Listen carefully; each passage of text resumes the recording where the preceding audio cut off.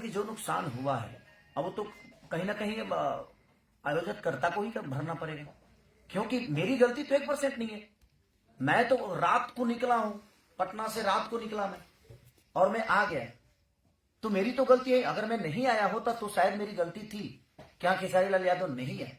नमस्कार दोस्तों, बता दूं आप लोगों को कि खेसारी लाल यादव कदम एक क्या बहुत ही उठाना है? बड़ी कल तो सुपरस्टार है दोस्तों। उनका जनता को स्टेज इशारा प्रोग्राम करना है कि होने वाला आयोजक था। करता हूं दोस्तों बता दें, खेसारी लाल यादव जानकारी के मुताबिक पता चला है दोस्तों, खेसारी लाल यादव भी बताए थे कि आज मेरा नेपाल में और फलाना फलाना जगह मेरा स्टेज शो है। दोस्तों क्यों नहीं गए आप लोग, वीडियो पे अंत तक बन रही है, और क्यों भगदड़ हुआ सब कुछ बताएंगे, वीडियो पे अंत तक बन रहिएगा दोस्तों।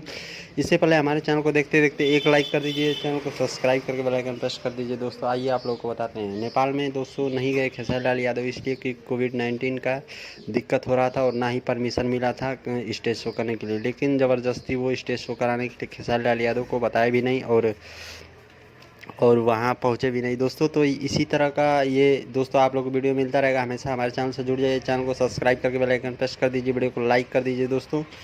और यही सब जानकारी के तहत पता चल रहा है कि दोस्तों यही इसीलिए खेसारी लाल यादव नहीं पहुँच पाए और भगदड़ वहाँ मच गया दोस्तों।